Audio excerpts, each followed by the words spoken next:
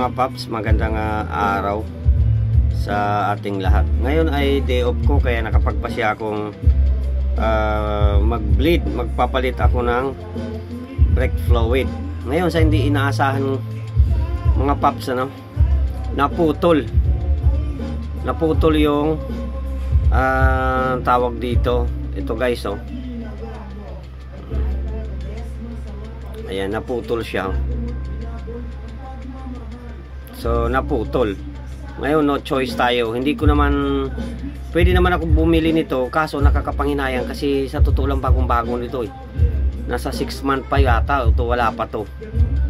So ang problema lang, naputol. Ngayon share ko lang yung idea ko sa inyo na pwede pa nating gamitin at walang panganib. So kung mapapansin nyo, pwede rin to pa-weldingan, pa-ispatan para maisara yung butas. Meron din akong welding machine pero gagastos pa ako ng kuryente ng malaki. Ang ginawa ko, binaunan ko siya ng solda, ng soldering lead. Ayun napapansin nyo yung butas So binaunan ko siya ng pulido siya. So i-share ko lang kasi may nakita ako sa groups na naputulan ng ganito at maraming nagsasuggest. So pinaka the best na suggestion doon, kung hindi niya alam, is magpalit na lang ng caliper ganito. Pero since ito sa akin ay bago condition naman, so naputol, so may paraan ako. Anyway, hindi lang naman ito yung inaasahan kong preno. Meron akong double disc brake sa unahan. Ito ay panglikod eh.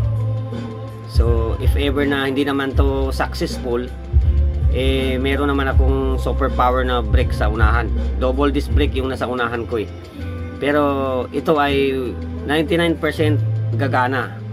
Dahil hindi naman siya na yung butas eh. Kumbaga hindi naman ito na open. Nung naputol ito ay hindi naman na open yung butas. Hindi siya tumaas. So never dadaan dito, pero para sigurado sinigundahan kong sinolda ko to. So ayun guys, hindi na natin patatagalin yung video. So magbo-bleed na ako guys. Sinare ko lang sa inyo. Kung meron kayong pang solda tulad dito, sasak nyo lang sa kuryente. At meron kayong soldering lead. Ayan, so napakadali lang guys. So yun lang. Hindi nyo kailangan na bumili ng bago. Pero ako meron din akong portable welding machine. Pwede ko rin siya weldingan, pero sayang lang yung kuryente, ang laki ng gagastusin mo pa. So kesa soldahin mo na, wala nang ingay, walang usok. So ayun lang guys. Thank you.